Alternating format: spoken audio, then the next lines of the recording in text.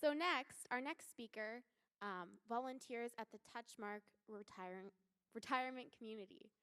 There, she records the stories of the residents. Her efforts have won her the Touchmark Volunteer of the Year award. So she's here to talk to you about how everybody has a story, and everybody's story is worth being recorded. So please welcome Megan Klak.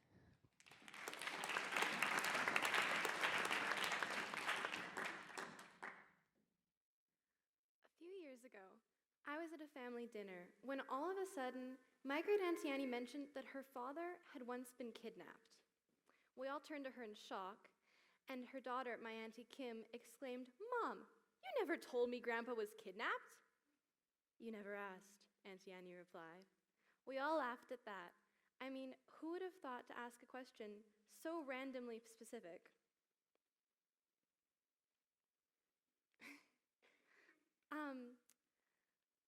So after that dinner party, I sat down with my Auntie Annie and asked her for her story. Auntie Annie was Chinese, born in Hong Kong. She lived through the Japanese occupation during the Second World War, and after the war, her father was kidnapped by bandits and held for ransom in interior China. Of all of her stories, my favorite happened when she was a teenager. She snuck out of school to get Marlon Brando's autograph and got into huge trouble the next day when a picture of her getting it was on the front page of the newspaper. That's my Auntie Annie with Marlon Brando. Recently, my Auntie Annie passed away. While I was writing those stories down, I hadn't realized that there would be a time when I wouldn't be able to continue to ask her questions, and I'd always imagined that I would sit down with her again and record more stories. I am incredibly glad I saved the stories I did, but I still regret losing so many. Every day, stories are lost because there is no one to listen to them. And not only stories, but whole chunks of history, because history is made up of people and of individual histories that make up major events. Have you considered that when the last veteran, the last person who has lived through the Second World War dies, it will truly be history? When something is no longer in living memory, it's too easy to push it aside and forget. Stories, details can easily be lost in time. So why are so many stories lost? There are two reasons that individual histories disappear. The first is that people feel their stories are boring and uninteresting, or that no one wants to listen to them. After writing Auntie Annie's story down, I decided to start volunteering at a retirement community, writing down the stories of other people. To date, I have interviewed 12 residents with ages ranging from late 70s to late 90s. They're all ordinary, but I listen to them and my jaw drops. One woman I interviewed was living on the coast of England during the Second World War. She was 10. It's incredibly hard to imagine what that must have been like. One day she went to school and discovered that only half of her school was there.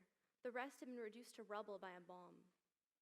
When she grew up, she became an Air Force nurse during the Korean War, flying on planes that had to be refueled so frequently that she literally hopped from country to country on her way to Singapore, where they would load wounded soldiers up and take them home.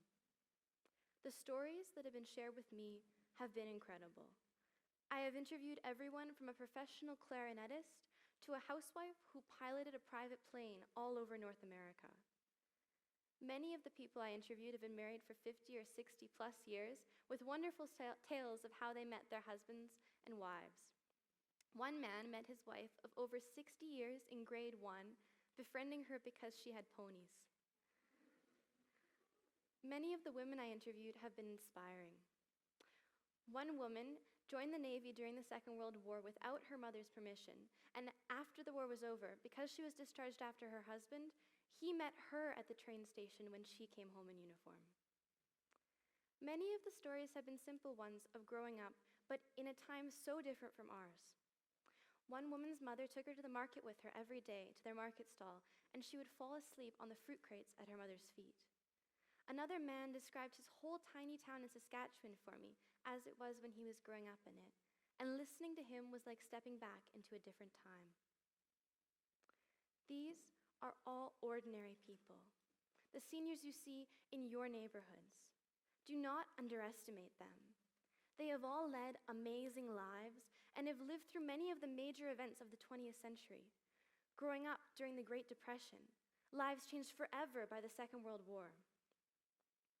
Theirs has been called the greatest generation. But when they die, everything that they've ever seen or done will be gone. Instantly gone.